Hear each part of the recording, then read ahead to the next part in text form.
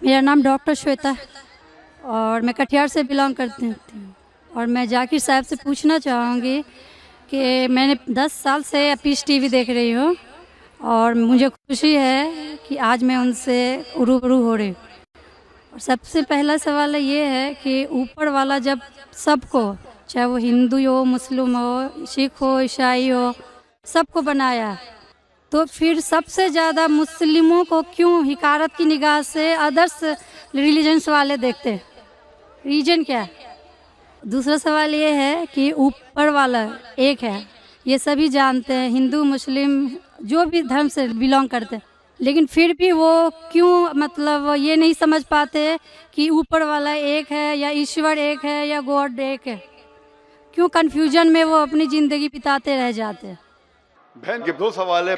सवाल के पहले उन्होंने कहा कि वो पीस टीवी 2006 से देख रहे हैं और टेलीविज़न पे मुझे और कई सालों पहले से देख रहे हैं। उनका सवाल है कि बाकी लोग मुसलमान को ऐसी गलत नज़र से क्यों देखते, ये पहला सवाल। और दूसरा सवाल कि सब मज़हब वाले जब जानते खुदा एक है तो एक खुदा में क्यों नहीं मानते। इनके दो सवाल है। बहन, पहला सवाल जो आपका था कि लोग मुसलमान को गलत नज़र से क्यों देखते हैं, इसकी मेन वजह है, जैसे मैंने पहले कहा, वो है मीडिया। आज मीडिया, जैसे मैंने कहा, सबसे ताकतवर टूल है, सबसे ताकतवर हथियार है। मीडिया आज एक हीरो को विलन बना सकता है, विलन को हीरो बना सकता है, दिन को रात, रात को दिन। तो ये मीडिया का खेल है, बहुत आसान है। जैसे मैंने कहा ना यूके में क्या हुआ, तो उसी तरीके से आज पहले जो था अमेरिका को डर था रशिया से, अभी रशिया चली गई। अभी खौफ है इस्लाम से कि अमन फैलेगा तो जो गलत काम कर रहे हैं वो मुमकिन ही नहीं। अगर अमन सब जगह फैलेगा, कुछ लोग नहीं चाहते अमन फैले, क्योंकि अमन जब फैलेगा तो उनके धंधे में नुकसान होगा, क्योंकि कुछ लोग के धंधे जब ही चलते हैं जब अमन नहीं है। फायदा होता है ना, झगड़ा बिगड़ा हो तो उनका फायदा होता है। तो हर इंसान नहीं चाहता है अमन हो। बात करेंगे अमन की, वॉर फॉर पीस, एक्चुअली कर रहे वॉर ऑन पीस। हम जंग लड़ रहे अमन के लिए, वो अमन के लिए नहीं जंग लड़ रहे हैं, अमन को खत्म करने के लिए जंग लड़ रहे। Not war for peace, war on piece.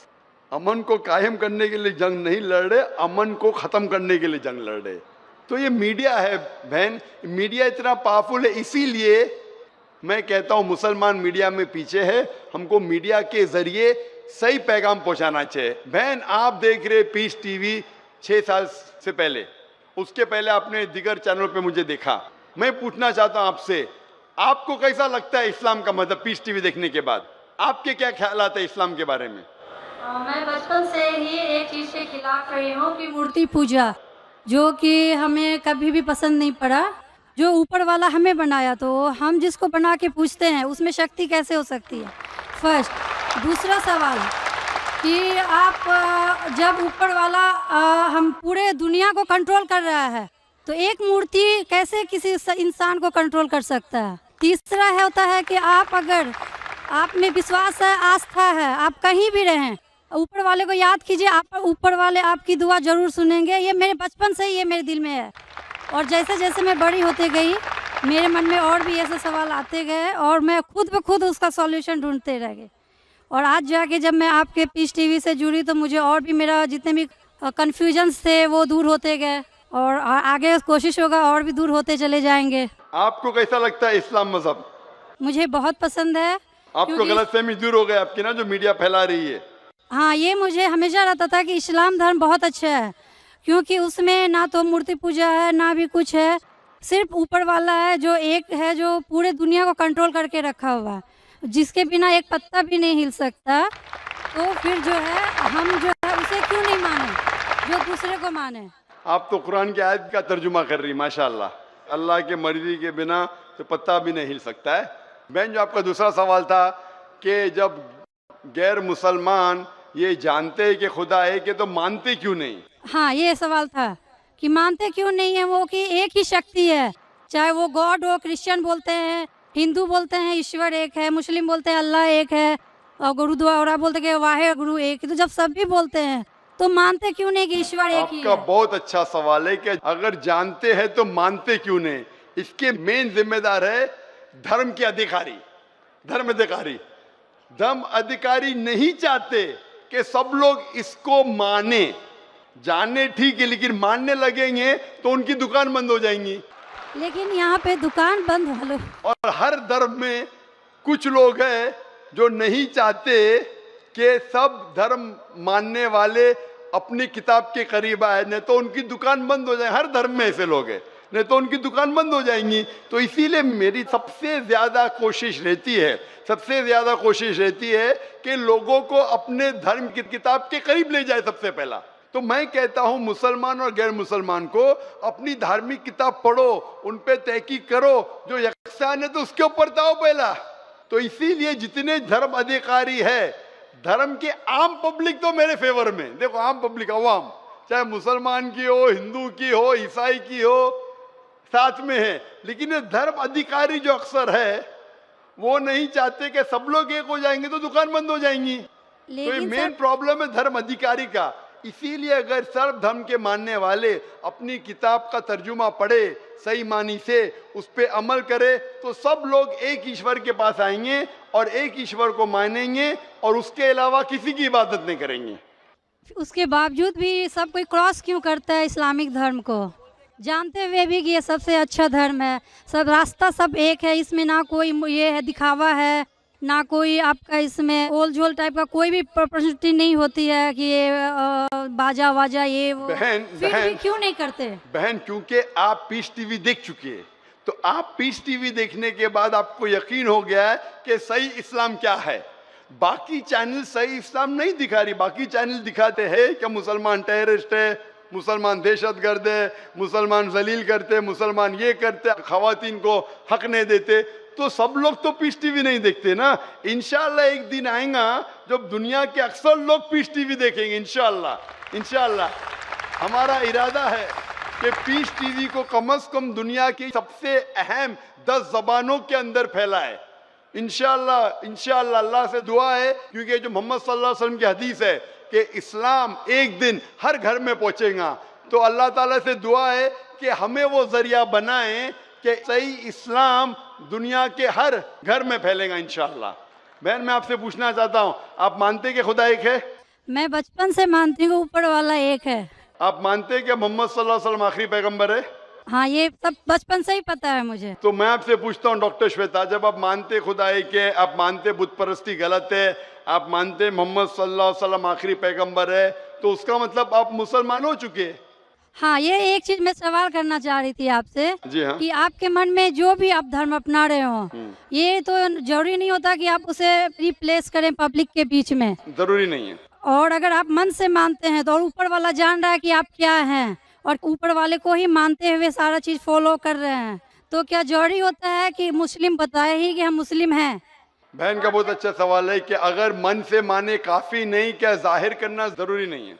अगर आपको कोई तकलीफ हो रही है, मिसाल के तौर पे अगर आपको शक लगता है कि अगर मैं जाहिर करूं तो मेरी जिंदगी खतरे में है, और ये टॉपिक के ऊपर भी है, अगर आपको लगता है कि मेरी जान खतरे में है, ऐसे माहौल में है, ऐसे इलाके में आप है, 99% से ज़्यादा गैर मुस्लिम हैं और जंग का माहौल है और पता चल जाएगा मैं मुस्लिम हूँ, तो कुरान की आयतें, अगर आपकी जान खतरे में है तो आप शिर्क भी कर सकते हैं, लेकिन दिल में ईमान होना चाहिए। मतलब अगर कोई पूछे कि तुम मुशरिक हो, आपको पता है आपकी जान खतरे में, आप हाँ कह सकते हैं, लेकिन आपके दिल में ईमान होना चाहिए। तो अल्लाह ताला इजाजत देते हैं कि अगर आपकी जान खतरे में है, कोई बंदूक रखता है सिर पे और बोला कौन है तुम, अगर तुम बोले हाँ मैं मुशरिक हूं, लेकिन दिल में ईमान है कि अल्लाह एक है, तो आप गुनहगार नहीं। तो अगर आपको डर है कि आपके इज़हार करने की वजह से आपकी जान खतरे में है या कुछ तकलीफ आ सकती, तो मत इज़हार करो। लेकिन इज़हार करने से फॉलो करना आसान है। जो शख्स इज़हार करता है वो फॉलो भी करेगा, अगर इज़हार नहीं करेगा, बोलता मैं मुसलमान हूं, अगर उसके जान का खतरा है तो कोई हर्ज नहीं, उसके दिल उसके बीच में और खुदा के बीच में इज़हार करने की जरूरत नहीं। लेकिन जान का खतरा नहीं है, फिर भी बोलते हैं नहीं मैं जान का खतरा नहीं है, मुझे कोई तकलीफ नहीं, छोटी मोटी तकलीफ है, इसलिए मैंने इज़हार करूंगा, फिर क्या होगा? फिर उसको अमल करना मुश्किल होगा। अगर छोटी मोटी तकलीफ है तो इज़हार करना चाहिए, क्योंकि उसको अमल करने में आसानी होगी, नमाज पढ़ने में आसानी होगी, रोज़ा रखने में आसानी होगी। अगर कबूल नहीं करेंगे तो मुश्किलात और बढ़ेंगी। लेकिन अगर मुश्किलात इतनी हैं कि आपको जान का खतरा है, तो आप माइक्रोफोन पे भी नहीं आती थी। मैं भी फील्ड में हूँ ना बहन, अगर आपको जान का खतरा होता था तो माइक्रोफोन पे आके आप बोलती भी नहीं थी कि मैं बुत परिस्थिति के खिलाफ हूँ, मैं खुदा में मानती हूँ। जब इतना बोल दिए तो मुझे यकीन है आपके जान का खतरा नहीं है। मैं भी फील्ड का हूँ ना, आप डॉक्टर है, मैं भी डॉक्टर हूँ। आप कौन से डॉक्टर है पता नहीं, मैं जिस्म का डॉक्टर हूँ। आप पीएचडी डॉक्टर है क्या, मेडिकल डॉक्टर है, कौन से डॉक्टर है बहन आप? डेंटिस्ट। डेंटिस्ट है, माशाल्लाह, करीब पेशा है। मैं मेडिकल डॉक्टर एमबीबीएस हूँ, आप डेंटिस्ट है। आपको कैसे पता चलता है दांत में दर्द हो रहा है तो क्या प्रॉब्लम है, बराबर ना? तो वैसा मुझे भी थोड़ा थोड़ा पता चल जाता। मैं जिस्म के डॉक्टर के अलावा रूहानी डॉक्टर भी हूँ माशाल्लाह। तो मुझे पता आपको जान का खतरा नहीं है। तो जान का खतरा नहीं है तो मेरी ये राय है, इज़हार करने से आपको अमल करने में और आसानी होगी। ये मुझे पता है। पता है आपको ना? हाँ। तो आपको जान का खतरा है? अब मैं अभी क्लियर नहीं कर सकती कुछ भी आपसे। और एक लास्ट सवाल ठीक है पूछना इंशाल्लाह, चाहती हूँ लेकिन आपसे। आप मेरे नजदीक आप मुस्लिम हैं। इंशाल्लाह अल्लाह आपको और हिदायत दे जानने के लिए और अमल करने के लिए भी बहन। और एक लास्ट क्वेश्चन पूछना चाहती हूँ आपसे। जी हाँ, पूछिए डॉक्टर जब श्वेता। ऊपर वाले सबको नीचे भेजे तो फिर नीचे डिवाइड क्यों किया गया कि सब अलग अलग धर्म में बिलोंग करने लगे? ये सवाल कल पूछा गया था मुझसे कि ऊपर वाला जब एक है तो नीचे वालों को डिवाइड क्यों किया है अलग अलग? अल्लाह ने, खुदा ने, भगवान ने एक ही धर्म भेजा है, एक ही दीन।